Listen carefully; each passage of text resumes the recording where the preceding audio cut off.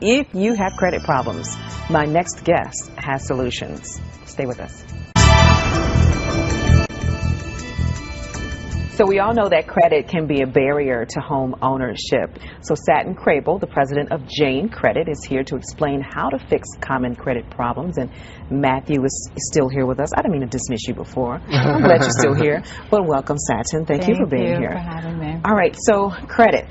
Wow, it's big. I mean, we live in a credit-based society. You got to have credit. They're going to check your credit, honey, for everything. A cell phone, for a job, for I know. Getting an apartment. And people have especially faced problems due to the recession.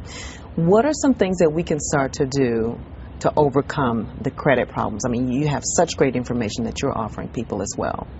Well, one thing that I want people to know is that you're not alone. Right now, 1 in 4 Americans have bad credit. That's 25% of the population. And like Matt was saying earlier, what's really important is that you take action. So one of the things that you can do to start working on your credit immediately is go get your credit scores and your credit reports. I advise people to go to myfico.com. Yeah, and it's funny you said that, because you were saying that one of the myths is that bureaus and their monitoring services give you real FICO scores, but they don't? They don't, no. There's only one FICO. This is like the hugest breakthrough. I mean, because that's so opposite of what we always hear. Yeah, there's the credit score, and then there's the FICO score.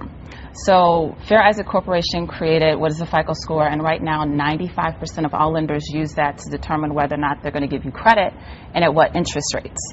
Now, what you see online is a totally different story. That's actually something that the credit bureaus created, and that's called the credit score. So if it doesn't say FICO, then it's a FACO. It's a FACO. It's a FACO. Okay, so we go to myfico.com. Okay, and so we talk a little bit about legally repairing your credit, which is important because, again, another statistic you shared is that 94% of people have mistakes on their credit. That's a CNN statistic from last year, that 96.4% of all credit reports have mistakes on them. 96%. That's a lot. That's almost 100%. That's almost everybody. So, and that's in direct contrast to what the FTC says, which is that the credit reports must be 100% accurate and 100% verifiable. And that's, the FTC reinforces the Fair Credit Reporting Act. And that's the basis of consumer protection with regards to credit.